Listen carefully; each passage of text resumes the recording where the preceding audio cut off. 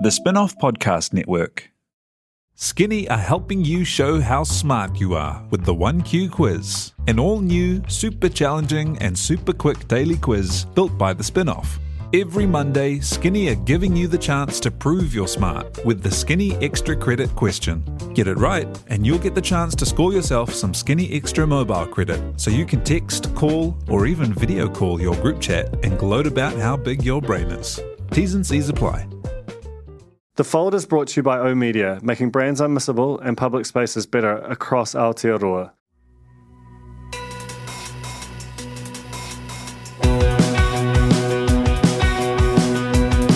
No mai, hoki mai, kia The Fold, e mihi nei ko Duncan tōku ingoa. My guest today is Georgia Rippin, who is a New Zealander but currently lives in New York and who has just in the last 6 months started a new business called Kold Open. That's Kold with a K, which is basically exists to solve what's actually quite a pernicious problem and ultimately creating a super exciting opportunity. So Kold Open exists to be it's a business to business marketplace, meaning it exists to connect makers on one side and buyers on the other for web series and web series which ultimately will be exist as a she basically views them as they're a medium unto themselves, but they particularly function as a proof of concept that an idea, typically but not always a comedy, can be ported up to a network or a streaming service show. And Georgia's got a really interesting background. She tells an awesome story about her journey into the industry, which is just the most pure example of the kind of hustle and gumption of someone from a long way away from the action, trying to muscle their way in. Which is worth listening out for. But fundamentally, she came from New Zealand, went to New York, and got worked her way into this very competitive environment that is television. And her point of entry, her interest in the industry came through web series, the likes of Broad City, Workaholics, which she actually went on to work on the studio side. And it was the democratization of it, the fact that you didn't have to be part of the system or know somebody to get in, that if you had enough raw talent and a brilliant idea and expression of it, that you could make that work. And I think web series were amazing for that, for a small group of people to be able to kind of prove that they could do something. And if you did that, then your chance of getting a meeting and going on up the chain were very much increased. But I think she's right, and she sort of identified this while working there, that's only sort of half the battle. The other half is actually having the relationships, knowing where to take it, knowing who's receptive to it. That system feels very mysterious and closed, and probably by necessity and may always be. But Georgia working at the intersection of those things I think it's a really interesting space to be, and for those of us in New Zealand with big ambitions, and you just have to look at the likes of Rose Matawheo and other New Zealand comedians, and even going back to Flight of the Conchords, which wasn't a web series, but probably would have been had it come around a few years later. This country has got a history of producing brilliant idiosyncratic talent that has to figure out a way to make it in the world. And I think the fact that there's a New Zealander running this thing, I think is just really super relevant to that whole creative community here that has brilliant ideas, a lot of ambition, but not necessarily the connections outside of this country. So it's really very much in the weeds. We talk about that, about the sort of streaming wars and the changing dynamics there, which impacted by the broader economy and so on. So yeah, I think it's a real fascinating chat. I'm really appreciative of Georgia making this time. So here is Georgia Rippin from Kold Open with a K on The Fold. Kia ora, Georgia, and welcome to The Fold. Kia ora, lovely to be here. So could you just tell me a bit about Kold Open? It's such an interesting idea. What's the pitch? Yeah. So Kold Open is a B2B marketplace where studio executives come to find web series to make into full-length television shows. And when did you first turn the key on it? Have you found the sort of the industry, like both sides of it, receptive to the idea? Yes. And this is largely because my idea for the startup came from an issue that I encountered working studio side.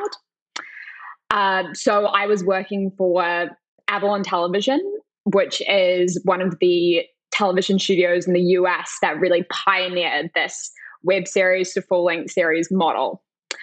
Some of our most successful shows came from web series. So Workaholics, which went 6 seasons on Comedy Central, and then Flatbush Misdemeanors on Showtime, which I was one of the producers on. And we were constantly looking for this web series IP because it scales so well into television shows because of the format. Essentially, development executives are able to look at this mini version of a television show where you're able to see characters develop really efficiently in this episodic nature and have a really great idea if this will scale into long form successfully.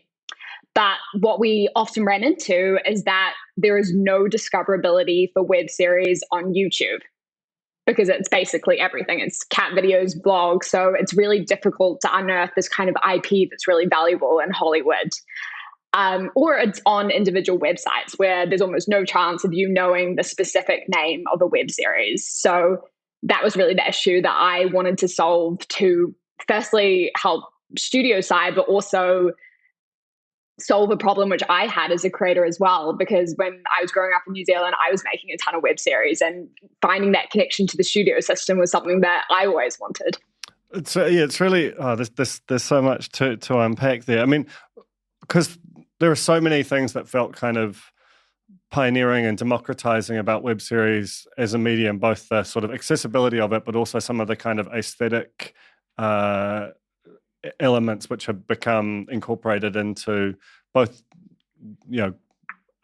scaled web series like Workaholics, but also into television shows more broadly. What was it that drew you into that sort of scene in the first place?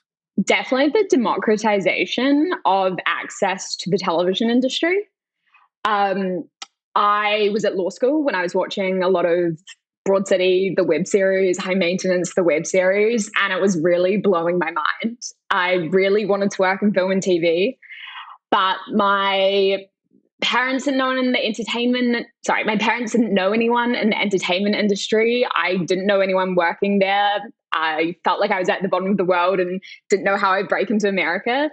But I saw these people who similarly also came from outside the entertainment industry and were creating this incredible blueprint that if you just made a really good proof of concept, it didn't matter what connections you had or what school you went to, you could be a creator and showrunner in the film industry and have this incredibly successful career because it was based on merit and not working your way up in the Hollywood system. I read a great interview with you on the DIT, and something that felt quite interesting and in some ways counterintuitive is this idea that the popularity of a web series on whatever its initial platform is not particularly instructive about how well it will perform once scaled into a full-length series.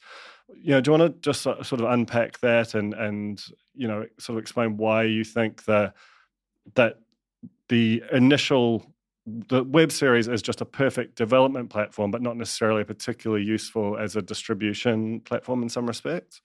Yeah, I think there's 2 reasons for that. The first is if you just look at history of the web series to full-length series shows that have been successful, these weren't viral successes when they first came out. Broad City, the web series, wasn't breaking the internet. It was sitting at really low, comfortable numbers for that first season.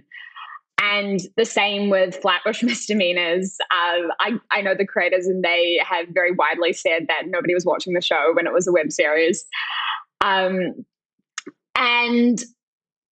I think part of that is because the platform that you're on is not necessarily made for the content that you're making with a web series. So with YouTube, the kind of content that goes really viral is content that's specifically made to go viral in YouTube's algorithm. So it has these big graphics on it that are really clickbaity and draws people in, the Mr. Beast style kind of hooks.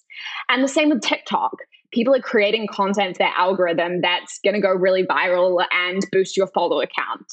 When you're making a web series, you're creating a proof of concept that's meant to scale to full-length television. So it's really not inherently meant for the algorithm. So whether it's successful or not won't really determine its future success off the platform that you're distributing it.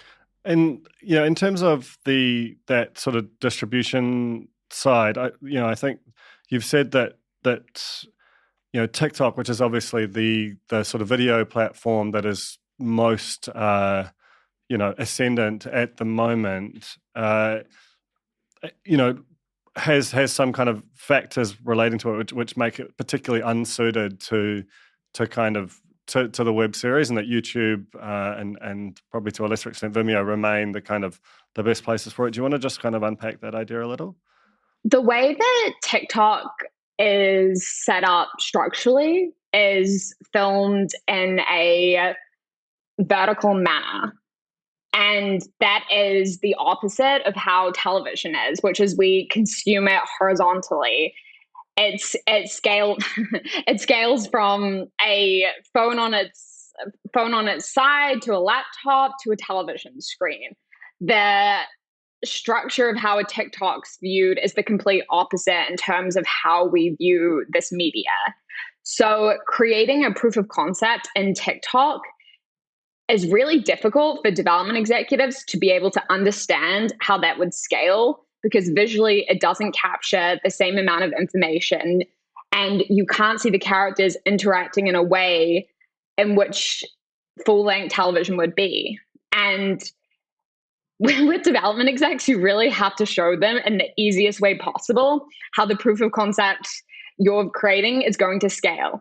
You don't want to leave anything to the imagination. In terms of the relationship to the creator economy, that I think one of the great and maddening things about the internet is just everything is happening in an increasingly small number of places, and so you have, just like you said, your cat videos and your Mr. Beast and like deep dives into why tunnel light rail is bad sit next to web series and kind of overwhelm them in some respects.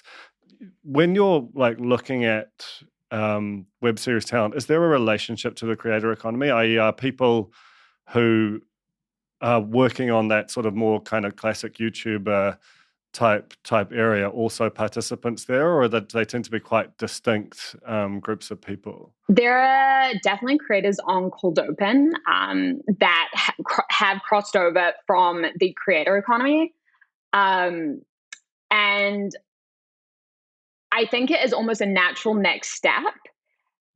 This is just my own forecasting, but I think the creator economy is not going to have the same growth that a lot of people are expecting it to, especially with some of the economic downturn that we're seeing right now, because a lot of the creator economy is fueled by marketing spend from brands. And I think a natural next step is for them to become creators that scale in a full-length medium. And this is not only because it is financially great, but secondly, because I think it's really hard to be a one-man band, which you really are when you're a creator. You're the director, you're the editor, you're the cinematographer. And really creating great art is about a collaborative effort. There's a reason that there's 100 to 150 people on a film set, is that it's really hard to make audiovisual medium with just one person. So I think that is a trend we're going to see increasing. So in terms of the people that you've worked with who've basically made it out through the web series and into studio and sort of network level productions, how well does the experience of creating a finished web series into these much larger and in some ways more kind of formally pressured productions? It's really the same experience as any first-time creator of a show, which I think is not limited to just the web series genre. I think the benefits of having come from the genre is that you're the one who's the best person to tell this story. You've conceived of the characters, you've conceived of the environment, and you're going to be an incredible steward of the story as it goes to full-length series. I think there's a certain aspect of the technicality of suddenly becoming an executive producer, which is a credit when you're also the creator of the show, which you get in American television. There's a lot of things that you won't know, specifically because television sets are unionized in the US, and there's so many rules around the Writers Guild of America, SAG. But the great thing is that production companies and studios will set the creators up for success. So they'll pair you with a really experienced showrunner who is kind of like the senior executive producer who oversees you and your co-creator, or if it's just you by yourself, to guide you as you're creating your first ever television show. And this is very established practice in America. It was the same for Lena Dunham in her first season of Girls. She did that when she was 25, which also came from a web series. And she was paired with Jenny Connor, who really helped her and stewarded her through that process. I remember listening to an interview where she talked about interviewing first ADs who are kind of like the managers of the set. And she said in her interview questions, please tell me what a first AD does. So obviously there was a lot of gaps, but she was paired with someone really experienced to be able to help her through that process. So obviously one of the defining elements of a web series is a level of constraints, like the budget is whatever it is, and there is a kind of a found resourcefulness that is the only way that you can get the thing made, which has led to a kind of a web series aesthetic in some respects.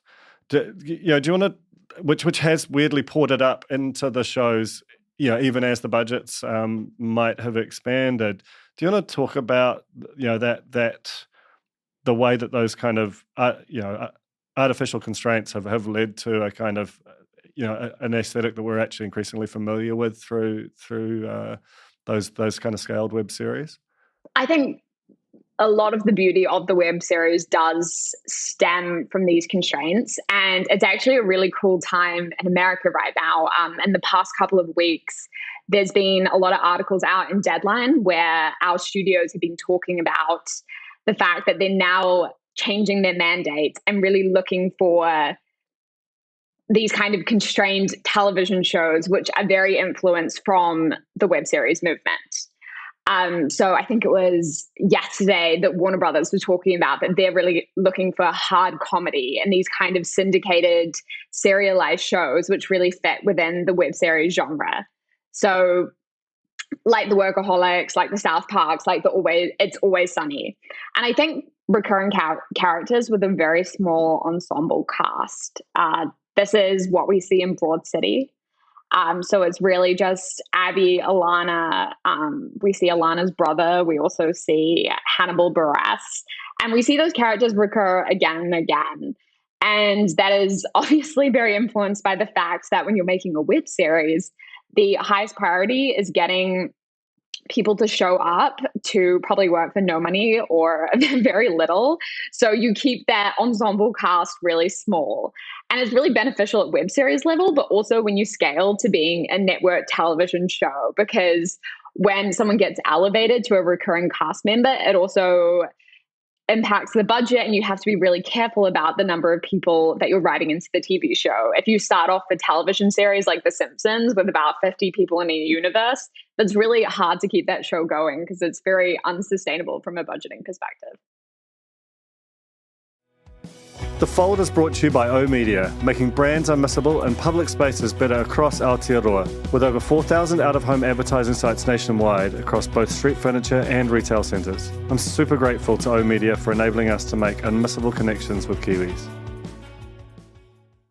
Raising capital or taking your business to the world? Investment Fix has the lowdown on everything you need to make it happen. This season, we're exploring the US market, the opportunities it offers, what it takes to grow a business there, and the best way to approach investors. Join some of the superstars of the investment and business world as they share advice from their time in the US so you can make your mahi count in this massive market. The Investment Fix podcast, brought to you by Invest New Zealand. Tune in today. Ready to rediscover the joys of cycling? With over 300 kilometres of cycle paths across Tamaki Makaurau, jumping on your bike and going for a ride is such a fun way to discover the city from a different perspective. Cycling is getting more and more popular across Auckland, so now's a great time to join the hype and give cycling a go. Head to at.govt/cycling to find your nearest cycleway today. The other thing that kind of that sort of strikes me about this moment, because there felt like there was a real boom in web series around the time that Broad City, Workaholics, High Maintenance, and so on came out, and then in some respects, like as you say, that the process kept going, but that sort of this will change the world, and that's the nature of all media, is that they have a moment, and then people just start to kind of understand and they become incorporated into the system to a certain extent. But this period that we've come through with just increasingly elaborate kind of mega productions and the cost of money being nothing, felt like it sort of leaned away from a lot of what made web series attractive to studios and networks in the first place. Is there a kind of a paradoxical upswing coming potentially, and that some of that kind of bootstrappy elements of how you can make entertaining TV for much less money versus the kind of the huge scale productions which have really dominated the last few years of the early streaming wars, are things looking up for places like Kold Open, I guess is what I'm asking. Of course things are looking up for Kold Open. No.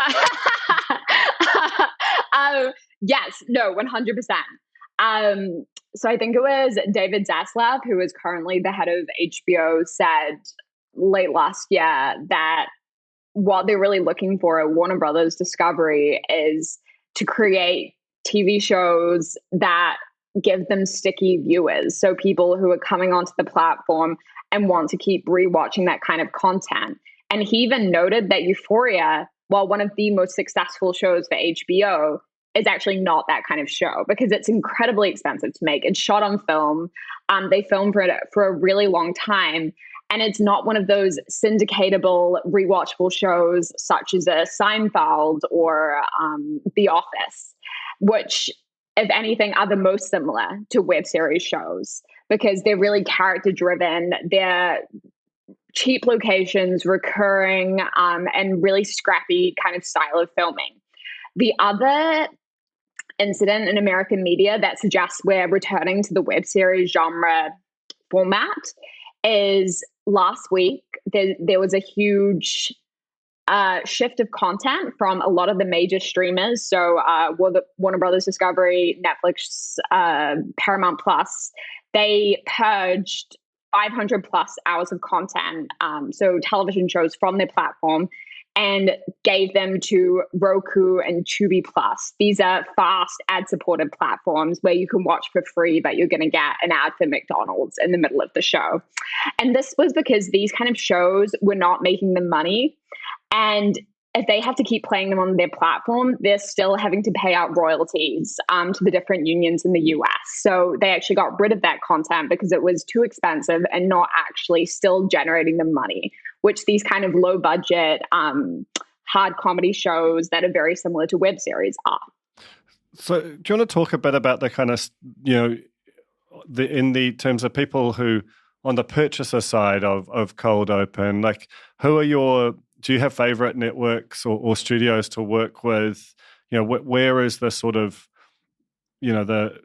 obviously, like on some level, it will depend on the nature of the production and the showrunner itself. But who really is getting the stuff, and where are your sort of best relationships? In terms of that side of the piece. Yeah, so it's a combination of studios. So HBO, Peacock, Warner Brothers, Roku, and then also individual producers. So that's really actually all of the market. But anybody who wants to be able to find really great IP where it's currently hard to do so is our market.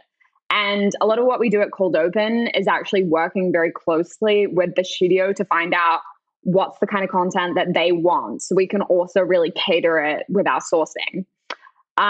So this has been a really great learning experience for me as well. Initially, I did a New Zealand section on Kold Open and I deleted it because I thought nobody cares.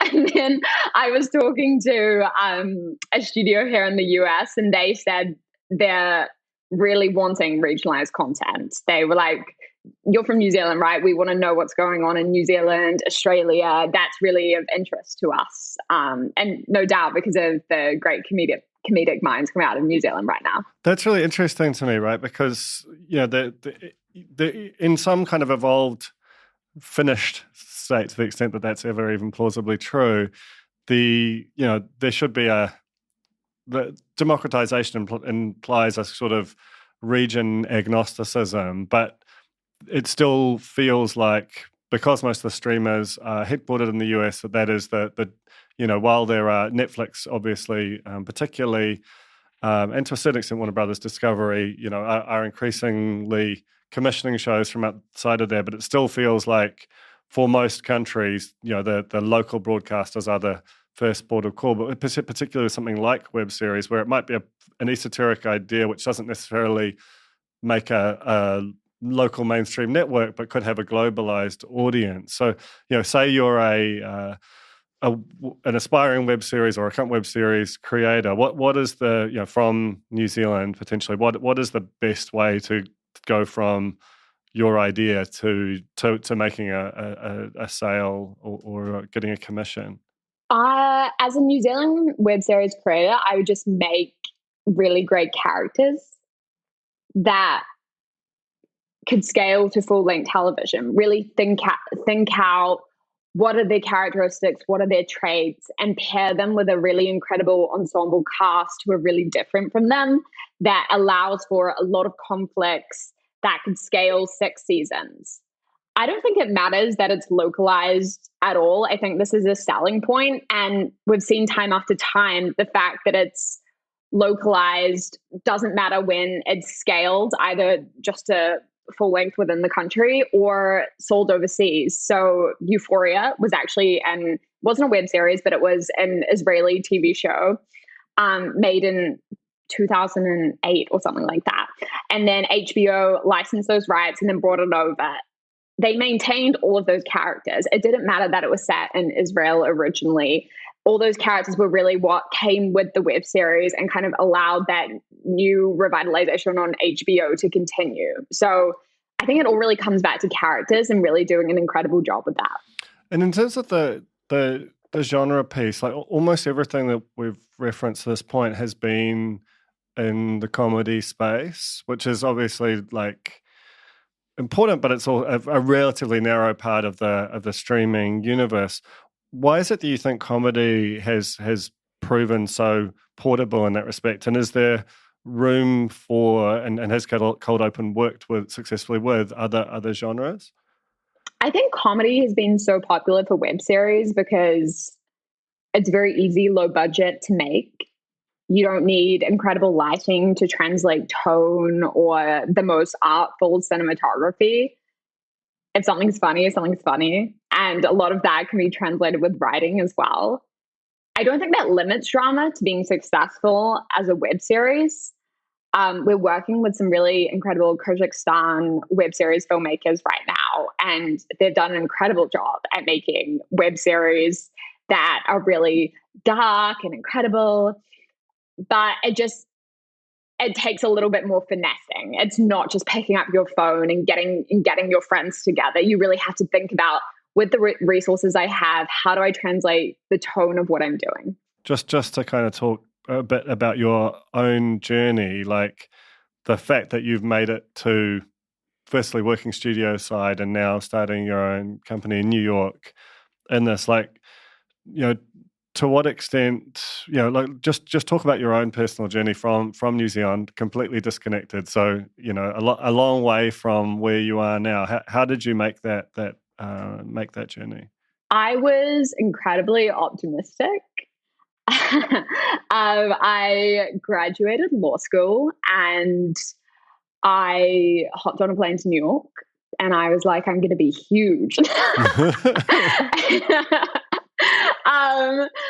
And yeah, I just arrived and I was like, yeah, I'm going to make it work no matter what it takes. And it was just super unglamorous and scrappy to start off with. And I was just doing mental things to get a job because I got a really great piece of advice that if you just apply to a job on LinkedIn or any one of those online portals, you're not going to get seen just because there's so many people in America and so many people have a connection to the person hiring. So you're really going to get ignored. So I would dress up as an assistant. And then when someone was walking into a mailroom, I would sneak in behind them to get my resume, which I searched on LinkedIn for the person who I thought could hire me, and get it to these people at the top networks in New York, and then sneak out again. Because I was like, this is the best way that they'll be able to see who I am. And I was actually really lucky because it worked. And I got hired through fake nepotism as well, which is very ironic because there's this whole nepo baby movement in America right now. And I was a fake version of that. But essentially, the Australian CEO of Avalon Television replied to my cold note and put me in a meeting with the SVP of production at Avalon. And she thought I was his niece. And that was the only reason that she met with me. So I turn up and she's like, oh, like you're not related to David? And I was like, oh no, like he put me in this meeting with you. And she was like, this is so weird because David doesn't like anybody, but okay, come in. And I'm working at this as a PA, which is the lowest production position on the totem pole in this NBC show in New Jersey, working like 12 to 14 hour days. It is freezing. It's the middle of winter. It's all exteriors, meaning we're shooting outside every day. And I'm like, I really need this job because I need an inside job. So I'm in the meeting with her and she's like, I'm so unorganized. I write everything on a Post-it note. So as soon as I leave the meeting to go back to my really long 12-hour set job, I go to this really nice stationery store by the office and I buy all these really nice Post-it notes and I FedEx them to her straight away with a note that says, if you hire me, I will be the most organized person that you've ever met. And luckily it got me my job. That is such a cool and instructive story about how to make it with no tools but your own will. It's been so cool talking with you, and really, really interested to see where Kold Open goes. And I feel like, for a New Zealand audience to know that there's someone on the other side of things, like, there's obviously a big web series community here that it would love to scale. So no, it's wicked to know that there's someone kind of building a bridge for it from over there. So yeah, thanks so much for coming on The Fold. Thank you so much for having me. It's been a great conversation. That was The Fold, brought to you by our partners at oOh!media, making brands unmissable and public spaces better across Aotearoa. Huge thanks to oOh!media for sponsoring this episode of The Fold and enabling us to make unmissable connections with Kiwis.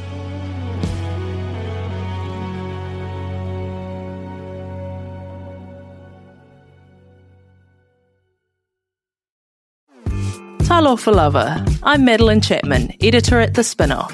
If you have the means, consider supporting our high-quality journalism by becoming a Spinoff member. Sign up now at thespinoff.co.nz/donate. The Spinoff Podcast Network.